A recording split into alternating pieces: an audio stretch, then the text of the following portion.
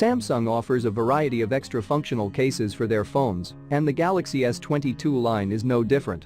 One of the most popular, for example, is the S-View flip cover, which allows you to see your notifications and info at a glance while keeping your entire phone protected. You can quickly glance and see the time and date, plus your current battery percentage, alongside any notifications that you might have in your status bar. You'll still need to open it to view what they actually are, but in a pinch you can glance and see whether that was an important text message or a less pressing game or Twitter notification. If you get a call, you'll be able to answer or decline from the small S-View screen too, and flipping it open immediately turns the screen on to access whatever you need. Things like that add some extra functionality to the case that are nice to have, although there's a slight catch these days. But much like the silicone case, there's still a market for this, especially if you can catch a sale.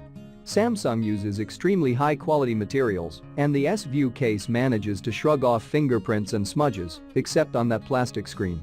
Gone are the days of the case needing to be broken in, because it's so stiff out of the box, and it genuinely looks really good, especially in the lighter colors. First-party cases are usually just for the diehard fans, and I don't know that Samsung managed to buck that trend here, but a cool case nonetheless.